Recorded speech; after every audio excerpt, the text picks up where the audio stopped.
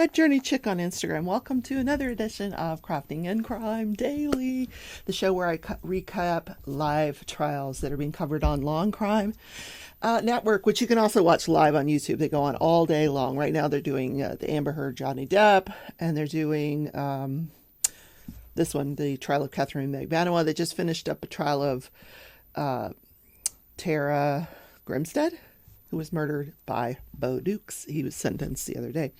So, please don't forget to hit the like button. Today, he's helping me do flowers. I'm practicing my flowers. This was last night. I just call these joyful flowers.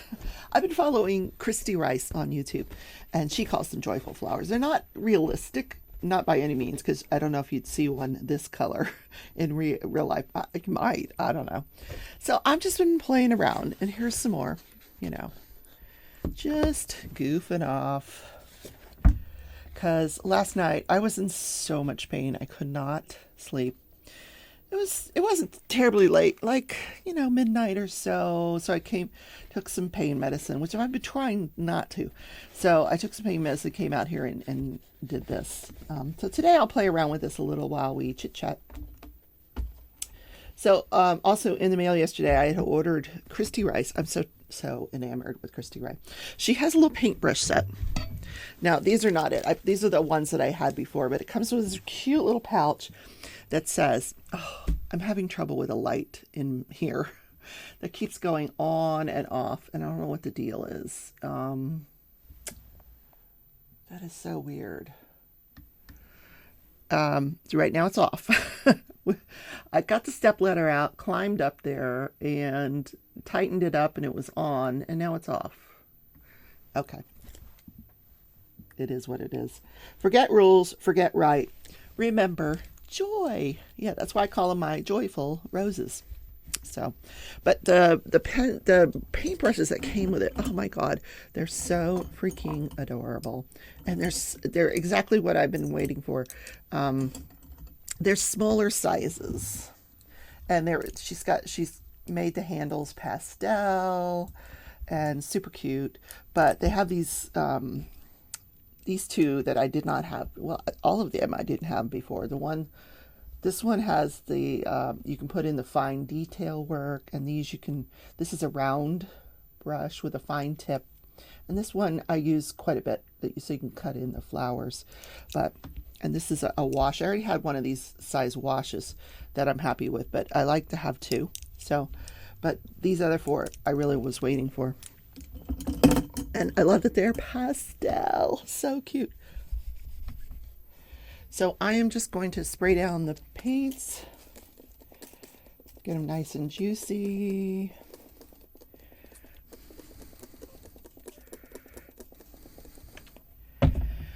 Oh, got my coffee. It is National Scavenger Hunt Day. Now, I actually did a scavenger hunt Sunday in my live. It was kind of fun. I just sent people running after, various objects, and we all had a good time doing it.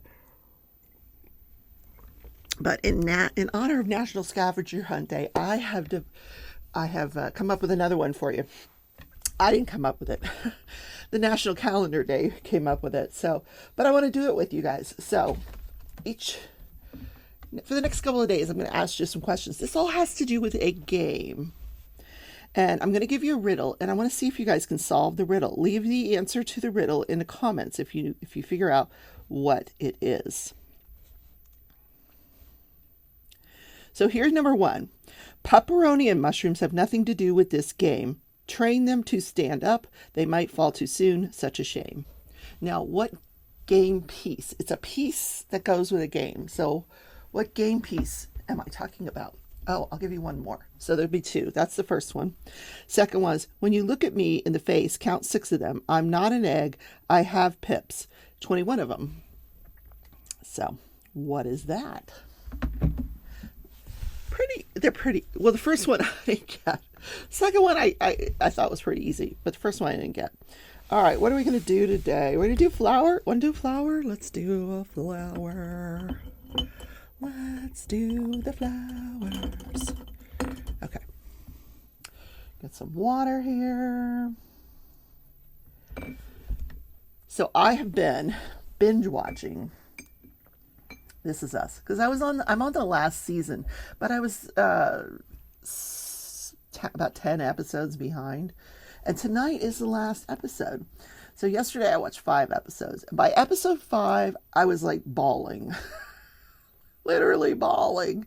And my sister's like, I didn't cry for that episode. I'm like, how do you not cry? I don't know if you guys watch it. It's the episode where Mom was playing the piano at her daughter's wedding, and it was so beautiful. I don't know what color to use. Okay, I'm going to use this color. This color. I always kind of gravitate towards the same colors. I don't know why. I guess I just like those colors. So we're going to... Let's go over here. And we're going to do some leaves.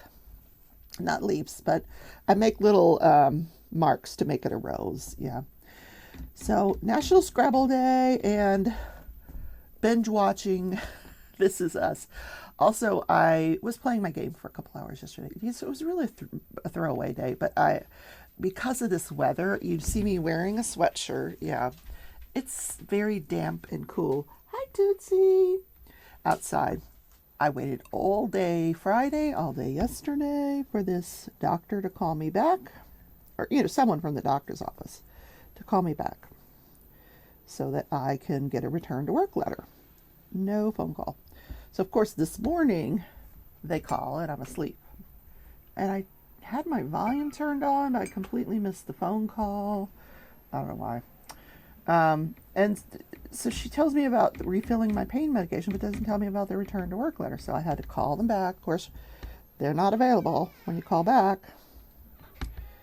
So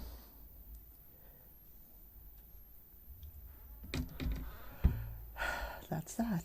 I got to call them again. So I will spend today finishing up. I have 5 more episodes before tonight. And then I'll be ready for the finale. Yeah. And I will have a box of tissues ready. I'm sure I'm going to need them. Yeah. I'm trying to figure out where to go here. Let's go here. Now I'm going to try to water some of this down. I got it a little thick. It's a little thick.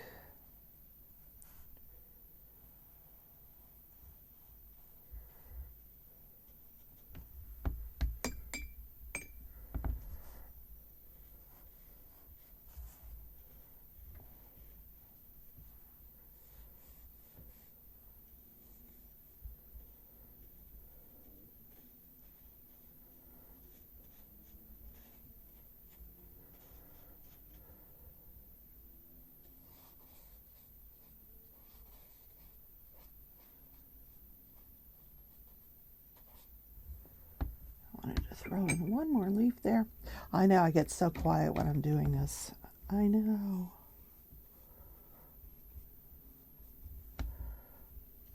This is a big old rose. It is huge.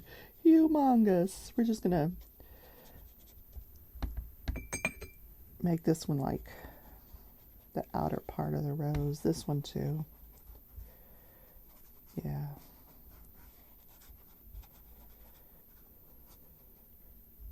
Probably should have done that here as well. Let's do some water here.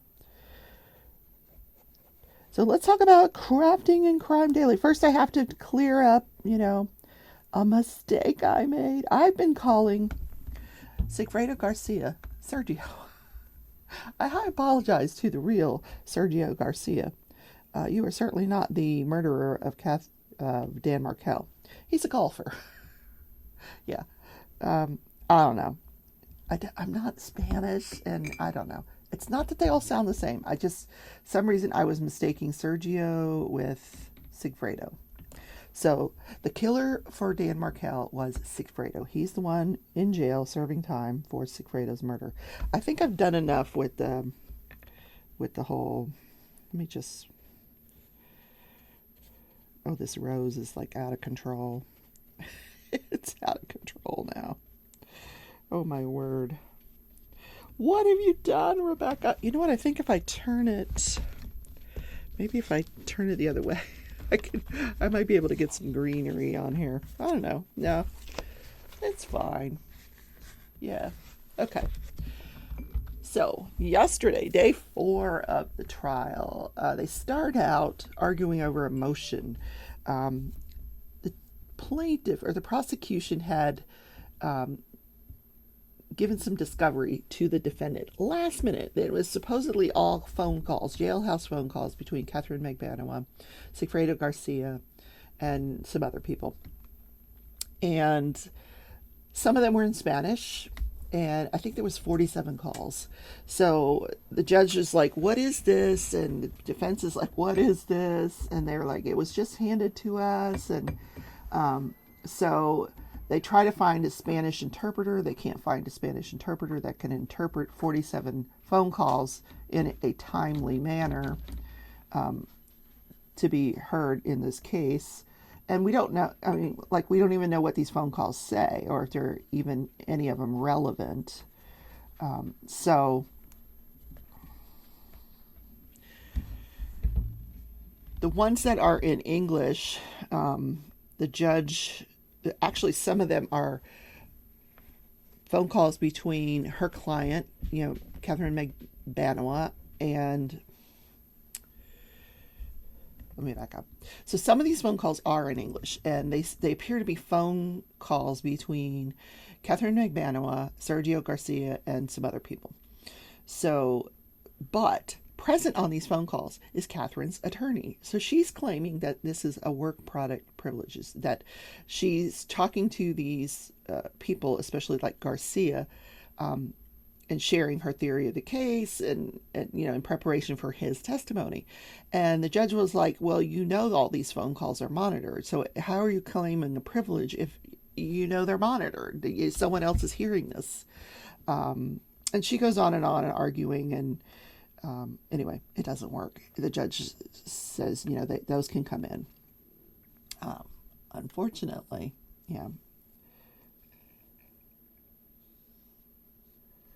Now I'm putting some leaves in. So then we start the day off with the cross-examination of the cell phone analyst. And the defense got him to agree that, the cell towers just give you a range of locations. They don't tell you a specific location. So we know that the cell towers, they were specific to the phone call, that this line of questioning was in what the defense was trying to point out with this line of questioning is that because Catherine Magbanua's phone falls within a range of the airport on the day the car was rented doesn't mean that's where she was. And he's like, well, that's true. It doesn't mean that. She could have been at any one of thousands of businesses in that area. Kind of coincidental, though, just saying. So, I mean, he did get him to admit that.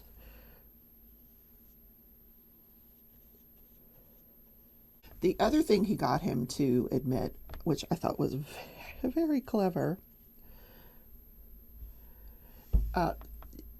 they were trying to make a very big deal out of the amount of phone calls that had been made the day after the murder, between the amount of communications between Catherine Magbanua, Sergio Garcia, Charlie Adelson, and Luis Rivera.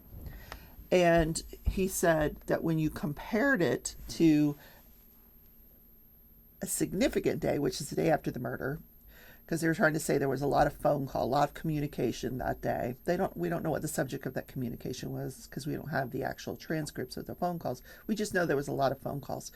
But when he compared that to an insignificant day, there really was no difference. She's calling her boyfriend, and she's calling the father of her children. Could be perfectly, normal explanations for any of that. Yeah, I don't know. What do you guys think?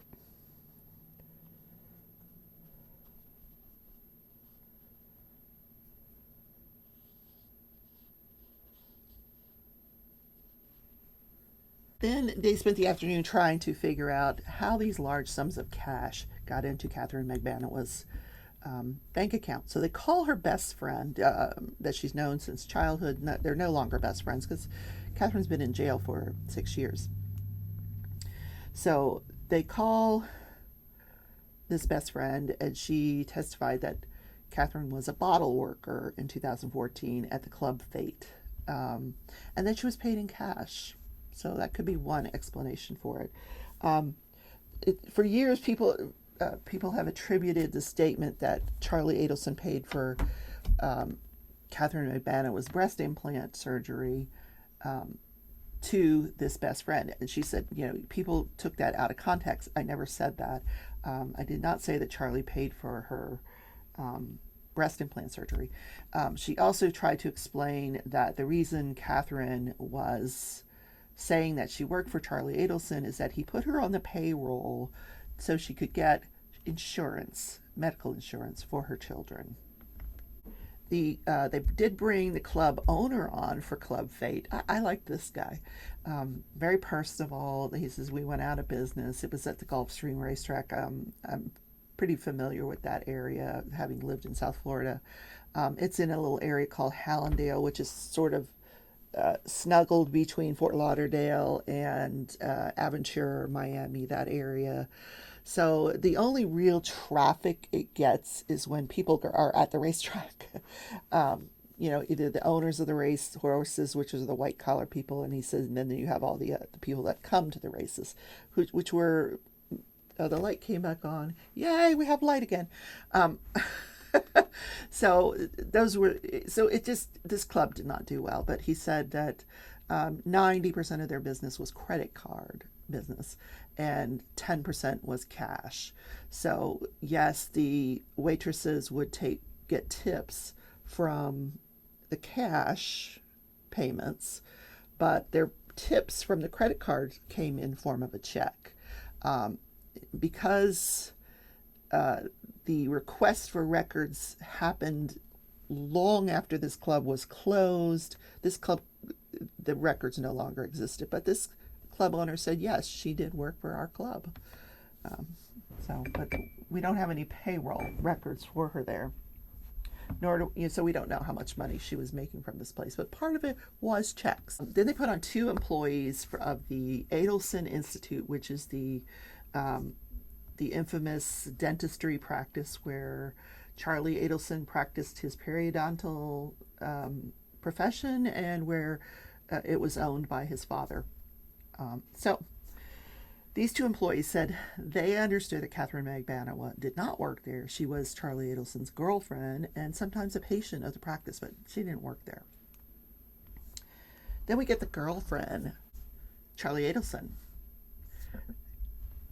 Jane Umchetta, who looks remarkably like Catherine McManawa. So we're starting to see kind of the flavor of the women that he likes, sort of that Oriental look. Because she says people mistake me for Catherine McManawa all the time. So she was dating Charlie Adelson for several years. Starting, I believe, in 2014 until the night before his arrest, she was with Charlie Adelson. And she said that in 2016, once the arrests started happening, he was never the same. His demeanor changed, and he just was never the same.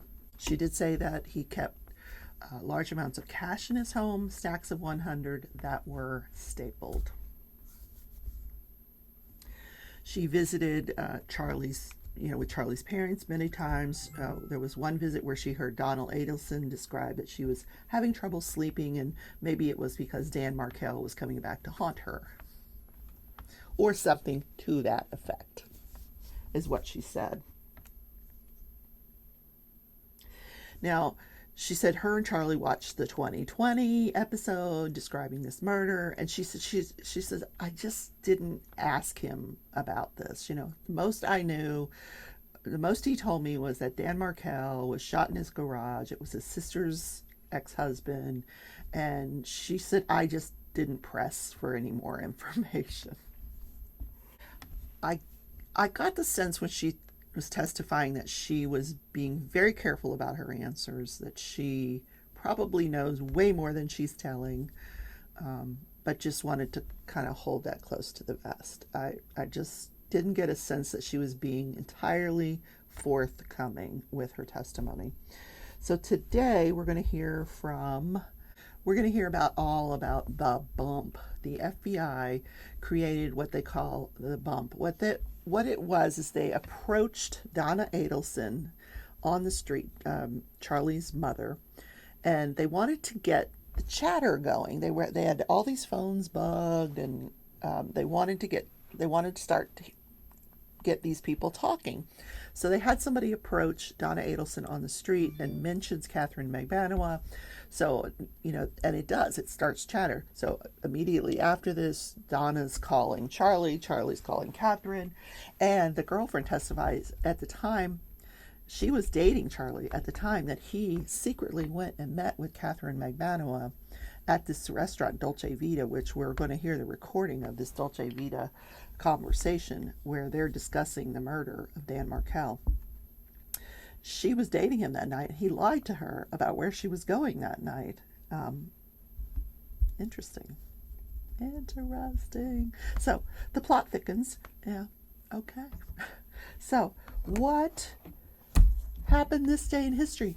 The Brooklyn Bridge opens in 1883. Yeah. So this bridge underwent 14 years of construction. A suspension bridge that would connect Brooklyn with New York. Now, this was back in a time when Brooklyn was a separate city than New York. They didn't become one until later in history. John Roebling was the builder of this bridge.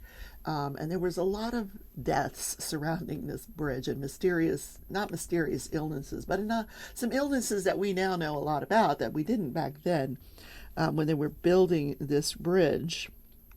So Roebling became the chief engineer of the building site. It was going to be the world's first steel suspension bridge. Just before construction began in 1869, Roebling was fatally injured when a boat ran over his toes and he got tetanus and died. What? That's horrible. So then his son, who was also in the business, took over as chief engineer. They built these devices, these things called caissons. They were airtight water containers that could go down about 44 feet on the Brooklyn side and 78 feet on the New York side. And that way the construction workers could build underwater. And Roebling would also go down there. So what do you think happens? They all get the bends. Nobody knew what the bends was back then. So they're all getting compression sickness from being in these compartments doing construction underwater, including Roebling, who was never able to come back to the job site. He would lay at home. He was paralyzed from the waist down because of this compression sickness. And he would send instructions to his wife, and she would go to the site and direct the rest of the construction of this bridge. So when it opened, they had this huge celebration, and they put her in this little car, and she had a rooster in her lap, and she drove across the bridge. Now, the rooster was to symbolize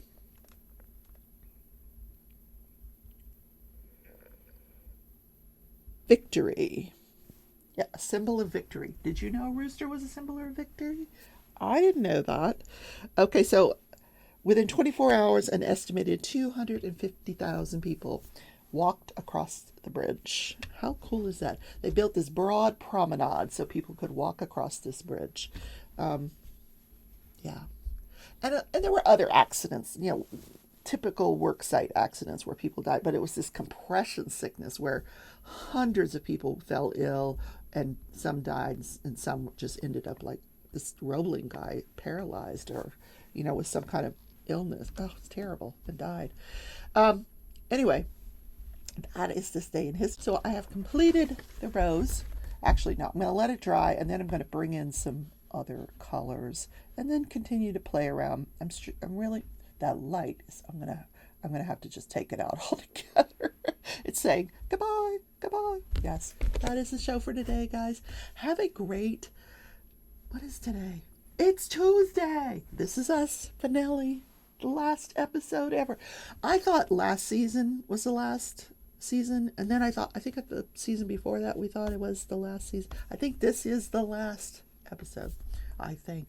But now I hear they brought Downton Abbey back. I'm like, what?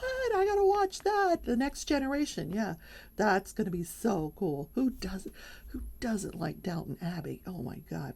Yeah, I could draw another rose and talk about Downton Abbey. Heck yeah. Yeah. Anyway, that's the show for today, guys. Love you all. Take care. Bye.